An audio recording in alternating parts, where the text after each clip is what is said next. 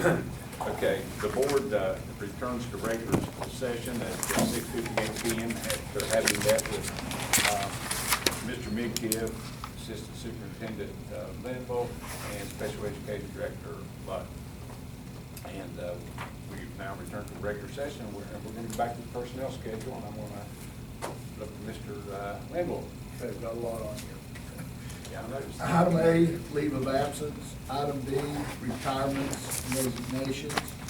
And then we have employment of short, long-term substitute professional personnel for school year 2017-18 certified. Those are retired teachers. That reason says certified. And then employment of short, long-term substitute professional personnel pending renewal of certification for school year 2017-18 at short-term sub, long-term sub through RESA. Then the next page is employment of short, long-term substitute professional personnel for school year 2017-18, short-term, long-term subs through RESA. Reemployment of the professional personnel to be issued a probationary contract for school year 17-18. Reemployment of professional personnel pending renewal of certification to be issued a probationary contract for school year 2017-18. Next page is reemployment of professional personnel to be issued a continuing contract for school year 2017-18. Then reemployment of professional personnel pending renewal of certification to be issued a continuing contract for school year 2017-18. Next is reemployment of service personnel to be issued a probationary contract for school year 2017-18. Next is reemployment of service personnel to be issued a continuing contract for school year 2017 and 18. Next is employment of substitute service personnel for school year 2017-18. Next is transfer of professional personnel per West Virginia Code 18A-27, and that's due to declining enrollment and loss of funding. Amy McGrady, county unassigned. Stephanie Workman, county unassigned. Bree Pay, county unassigned. Amber Gillen, Water, county unassigned. Pauline Shelton, county unassigned. Kathy Aliff, county unassigned. Rebecca Dial from West Hamlin Elementary Grade 5 to West Hamlin Elementary Special Education, K-5. Next is termination of professional personnel, 18A-2-2, and that would be due to declining enrollment and loss of funding, would be Rebecca Nelson, Caitlin Leonard, and Megan Whitten. Next would be transfer of service personnel per West Virginia Code 18A-27, which would be Veronica Gallion, county unassigned, Pam Watson, county unassigned, Jennifer Wiley, county unassigned, Sherry Pridemore from West Hamlin Elementary LPN to West Hamlin Elementary LPN/A. And then termination of service personnel per West Virginia Code 18A-2-6 to be placed on preferred recall list due to declining enrollment and loss of funding, Kelly Atkins and Jessica Griffin. And then this next one, I'm not going to read all that, so it's all their extra ones, but it's termination of extracurricular contracts. These are athletic and professional to those after-school programs and so forth that we abolish every year. Required to abolish them every year, yes, sir. And then on the very last page at the bottom, these are the positions we are abolishing at the conclusion of the 2016-17 school year.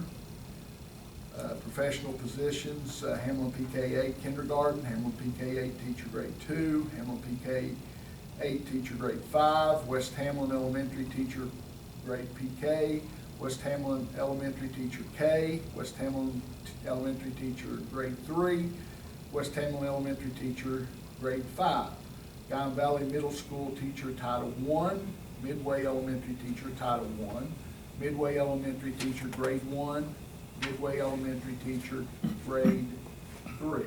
Service positions would be Hamlin PK8 Special A, ed aide.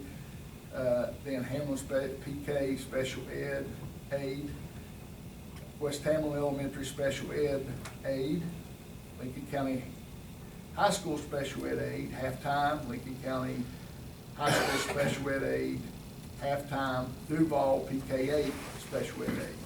And that looks like we're abolishing, but when those people that we know that are transferring, following some of those students that'll be at the high school or at the, or moving from elementary to high school, we have to abolish those positions at those schools where they were currently at.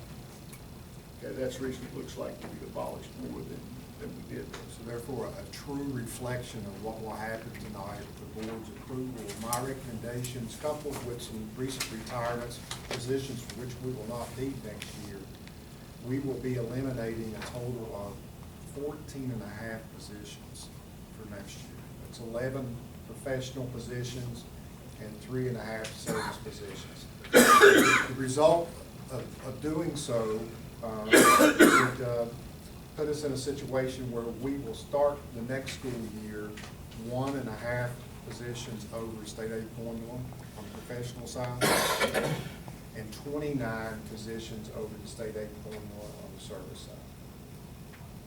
side.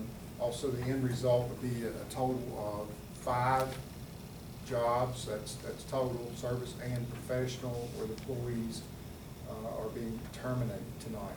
We're hopeful, Mr. Linville and I have been looking at the jobs that we will be posting, that he'll be posting here shortly, at the beginning of May. That most, if not all, of these employees impacted by what's happening tonight will have a job next year. And we're pretty sure there's a couple, 3 more retirements out there. We know that one, they went to retirement board and they sent everything to Trina for retirement, but hadn't done personnel action for them to retire. So we know there's 2 or 3 more out there, some service and some professional that are going to get retired. So hopefully everyone will get a job. We also know, and we've discussed this with the board on a couple of occasions, that we are going to need to add a half-time secretary position for Hamlin PK8 next year to alleviate some concerns that we've had out there this year without having that secretary.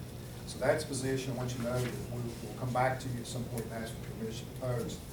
And there is one overage situation that we are keeping an eye on at Midway Elementary. 2nd grade may require us to also have to add a position. As you know, when we started this past school year, we ended up adding either 5 or 6 professional positions due to overages. Our enrollment, as I mentioned the meeting before last, continues to decline. Mr. Pritchard's last numbers he ran for me indicated that we are now down 86 students as of the 2nd month report in October. I've asked him to run new numbers after spring break to kind of see where we are. I did hear today that we picked up 4 new students at Hamlin today. So we'll be very mindful watching those numbers as we finish out the school year, and certainly when we come back next fall to kind of see where we are.